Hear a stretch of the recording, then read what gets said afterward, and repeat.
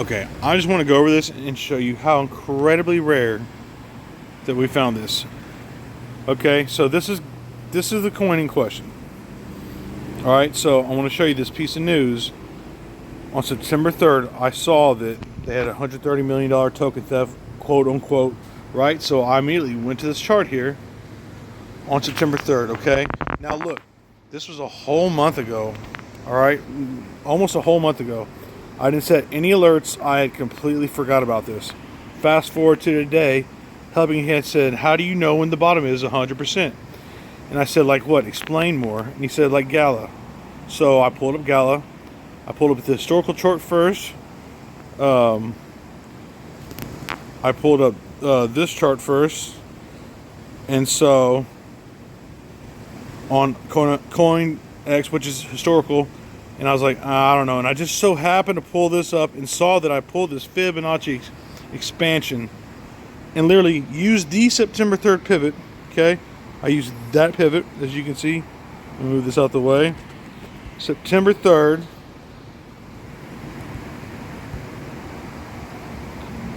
Right there, 9/3/2023. I pulled from that bottom up to here to this high. Okay, and I want you to take a look at these levels right here. So, basically, this is used when the 886 is lost, okay?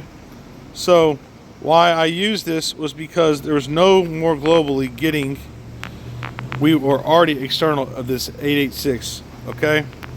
What I mean by that is, when price action is on linear and logarithmically below the 886, you can't identify where the next support is. So here's our standard fibs, right?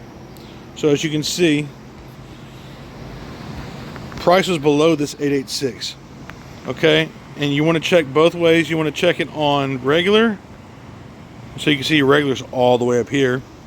You want to check it on regular and check it on logarithmic. So once it's like that and you have no support, all you have left is a fib expansion. So with that said, I pulled that right there on September 3rd, a month ago, and taking a look at, let's just go to the, I think I opened it up on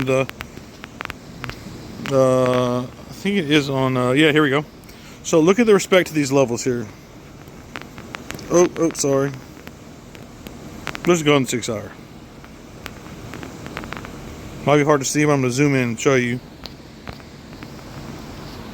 And get this a little more local. Boom. So, price action fell and respected the 1.272, fell down all the way through the 2, found support at the 2 to 618, fell through, found support at the 3 to 618 for a while, finally found through the last level, 4 to 618 right here, and has moved up since. Okay, now watch this shit. So we're like, that's got to be the bottom. For those who don't know, that's like the 4 to 618 extension. That's like, and I know this might only be a freaking a 20% move here, but like any further than this, you're at 49 sats right there. Like going further below this, like you know, it's going to go to 0. Like this is the last level, and so it bounced, has found support, and we found that it found support based off of this. Okay, this is a global. And put this on the weekly or something.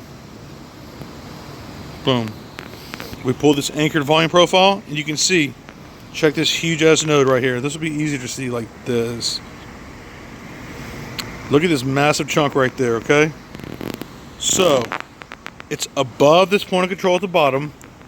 It bounced, has the hugest volume node here. So what happened was, when that token was like bombing, when they had this lawsuit going on here, people bought like the largest chunk of volume right here, the point of control at the very bottom. Because look, you can see there's blank space in between here, because there's no other place for this volume node to be. If you'll take a look at this, like there's no volume there, there's no volume here. So this volume node right there can only be from right there. So The most volume was transacted down here at the very lows, where, technically speaking, let me undo some of this nonsense, all the stuff I just did. If we're looking at it correctly, now hypothetically, it's above its point of control. We could see from where it is right here, if it goes and hits just its global value area high, we're looking at 685% gains, right? Well, Bybit allows you to do 75x, which is insane that it does.